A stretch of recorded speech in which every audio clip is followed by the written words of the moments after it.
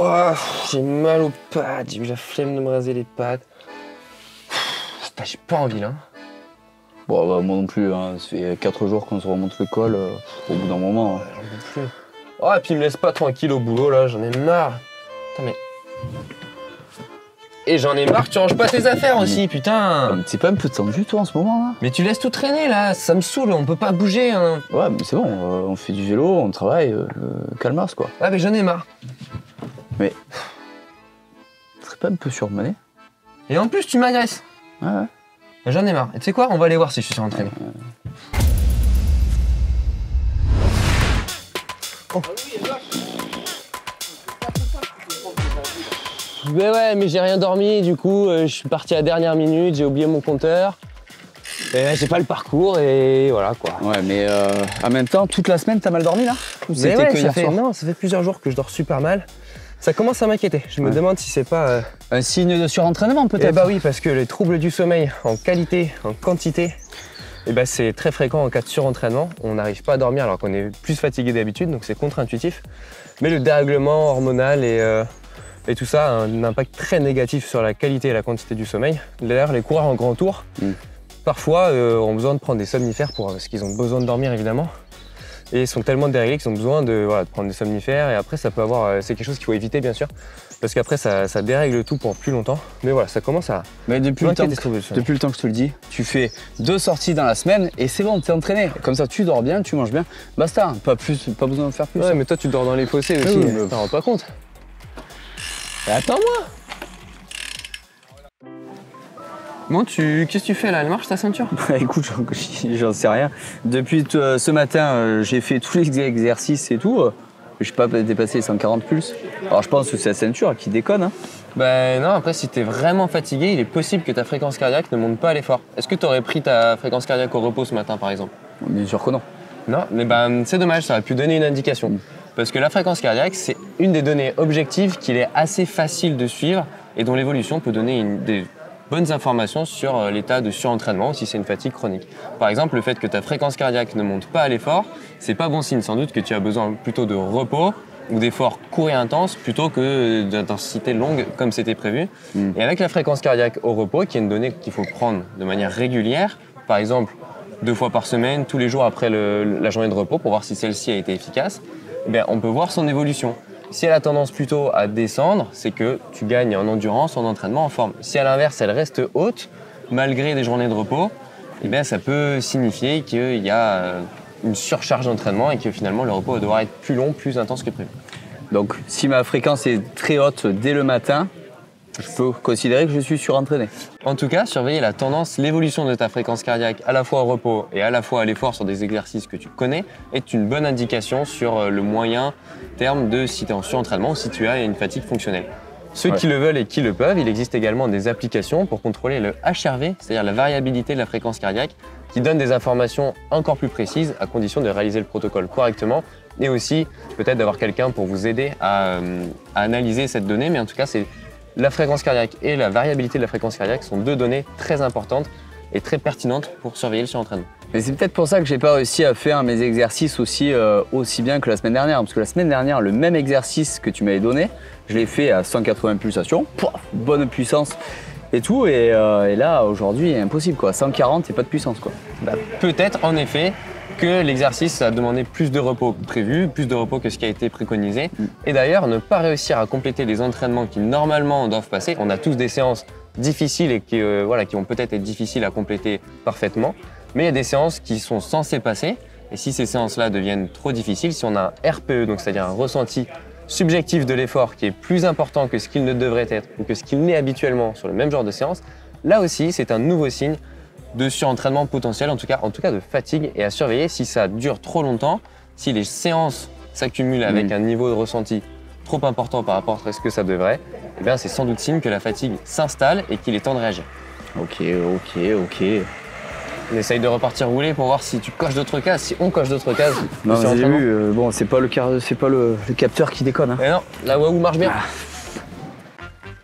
Ah Max, regarde, il y a un bistrot avec, il y avait des cyclistes et tout, tu veux pas qu'on s'arrête? Ouais, t'es pas vraiment motivé pour pédaler. Non, mais ça peut être sympa, ça peut faire. On a bu 2 cafés, on a mangé 2 cato basques au bout d'un moment. Vas-y, t'es chiant. Hein. Ouais, Mais roulez. Vraiment, bah oui, roule. j'ai marre. J'aurais pas dû venir, tiens.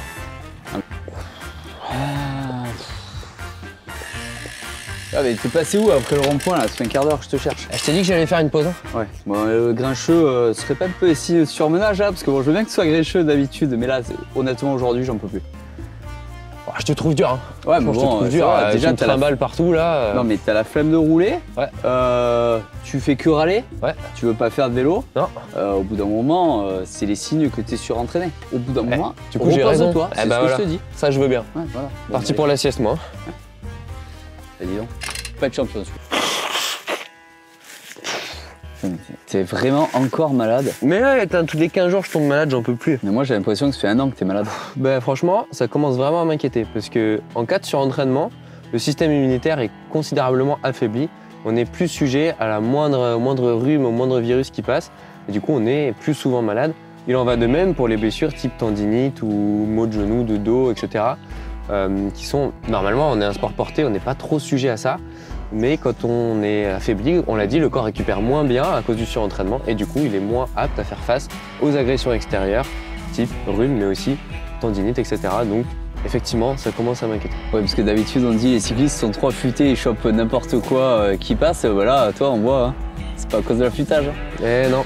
Ah non, j'ai la dalle, j'arrête pas de te le dire. Ouais, on va t'entraîner vraiment. Là. Attends. Ça. Ouais, honnêtement, là, je me suis enflammé, hein, Louis. Hein, j'ai pris beaucoup trop à manger. Hein. Moi, là, en ce moment, j'ai pas d'appétit. Hein. Ah bah donne, parce que moi j'ai la dalle. Ouais. Ouais. Mais tu finiras. Ça m'inquiétait, hein. Je pense que t'es vraiment en surentraînement. Parce que... tu vois, un morceau de pain, ça suffira. Ah ouais, bah ça va pas faire loin. Parce que les troubles de l'appétit, que ce soit un manque d'appétit ou un excès, peuvent être un des signes de surentraînement. On l'a dit, le corps est complètement déréglé sur le plan hormonal. Et du coup, bah, le sommeil, l'appétit, les fonctions essentielles peuvent être perturbées. Je finis tes frites et on y retourne. Non, on va se dormir. Bon, c'est bon, Louis, j'ai bien compris tous tes points. Par contre, quelle est la différence avec la fatigue normale? Parce que bon, clairement, tous les points là, si je fais un gros entraînement, je les ai tous. Hein, moi, après mes petits entraînements d'ultra, tu vois. Oui, forcément. Après, tu forces un petit peu, tu te mets en surentraînement régulier.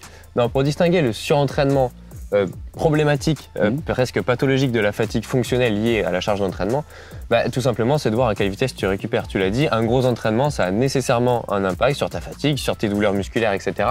Mais normalement, si tu prévois un petit peu de repos, bah, ça doit partir assez vite et tu dois assez vite être capable de continuer à t'entraîner, de t'entraîner tes compétitions si tu en fais.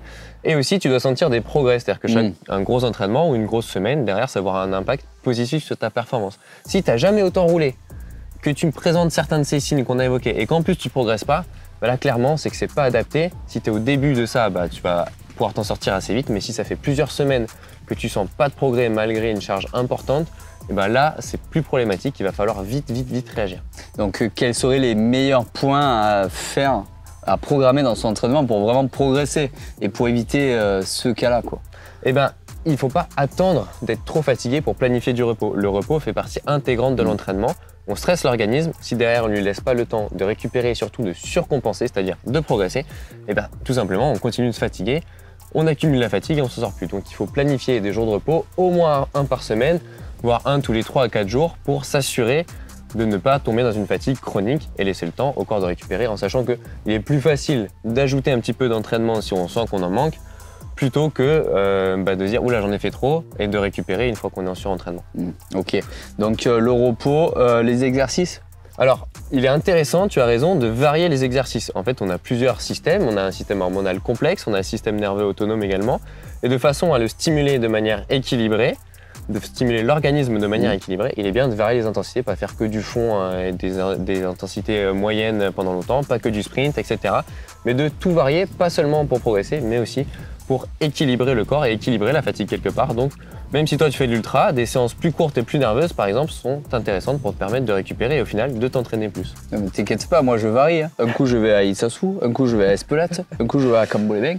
Facile, hein. Au moins, t'as pas la fatigue chronique parce que le surentraînement, c'est une accumulation de stress physique, psychologique et environnemental. Donc en variant les plaisirs, c'est une manière de se protéger du surentraînement également. On l'a évoqué tout à l'heure, monitorer ta fréquence cardiaque, ça peut être quelque chose d'assez facile à mettre en place et en suivant une évolution qui peut t'éviter de tomber dans quelque chose de trop compliqué. L'avantage de la fréquence cardiaque, c'est qu'elle prend en compte ces fameux stress psychologiques et environnementaux en plus du stress physique, donc c'est aussi pour ça que c'est particulièrement pertinent. Ok, eh ben écoute, merci pour ces grands conseils, Louis. On va se reposer un peu parce que je t'ai senti un peu irritable dans cette vidéo.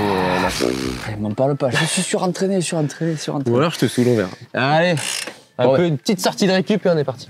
allez, à bientôt. À bientôt sur GCN en français.